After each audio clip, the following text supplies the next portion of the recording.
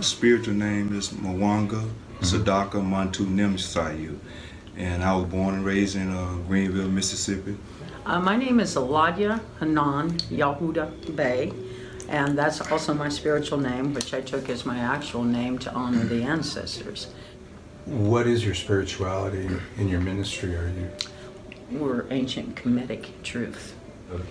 The tenets of it, the law of Ma'at, the 42 principles of Ma'at. Well, we're not received well. We're considered a danger, a threat to the traditional religious aspect of things, and this is the Bible Belt here. When we applied for our business license, our business name, we were told that we couldn't use that name because it was satanic. Have there been encounters or confrontations? Not in the sense of verbal attacking, no. They just, with the material that we present, the truth, the Kemetic truth, they just ostracize us. They isolate us. What was your experience growing up here? Well, I could see the differences. Yeah. I knew the differences. I may not have been able to fully interpret it, but you have this instinct, this feeling, and also at the same time, you see certain things, you notice certain things, you begin to recognize that this custom, which is still intact, it's like an unwritten code that's practiced and that everyone lives about. You don't intermingle. Mm-hmm. Because I'm not supposed to be interacting on the level that I do, unless I'm employing a melanated person. Yeah. The racial is still, to me, the slave-master relationship in every phase of life. So, as far as those who manipulate and control and benefit economically, they would probably say everything is cool, everything is good. And even some of the people who hurt the most with their mentality, they will also say superficially that everything is okay. Because what I've experienced here personally myself, Mwanga, here in the Delta, is that there's just a subliminal way we do things. Right. And we don't rock that boat. True. Like when I first came here 3 years ago, when we would walk into a restaurant, we got some really, sometimes not so nice looks. Today I walk into the restaurant with him, her, anyone, of different nationality, melanated, and they don't even give a second thought anymore. The economics not changing. No. The social structure is not changing.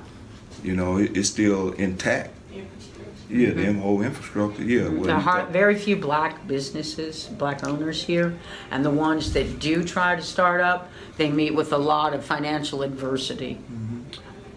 You're looking at Greenville, 75 to 80% of the population is quote unquote black people, African American, whatever.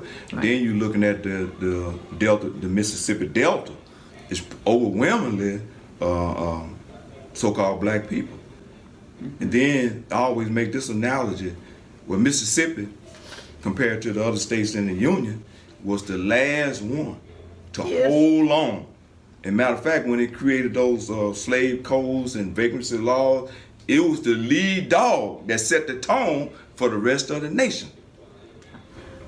It was only a few years ago that they took the what was that? That amendment?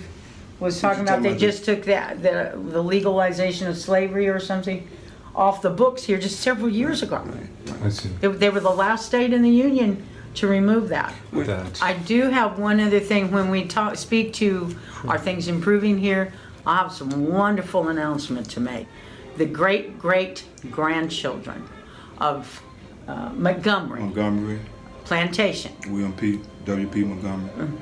They came out to our facility at Mariah Tree, and they came to meet and to interact with the former slaves. And he said, Martin Luther King Jr. said, that one day I have a dream that all would sit down at the table together, and that's exactly what happened. And I just like to introduce two books here. Sure. I call this book here by Dr. Clyde Wood, The Social Bible of Understanding the Social Dynamics in the Mississippi Delta. And this book is called Development Arrested, The Blues and Plantation Power in the Mississippi Delta, Dr. Clyde Woods.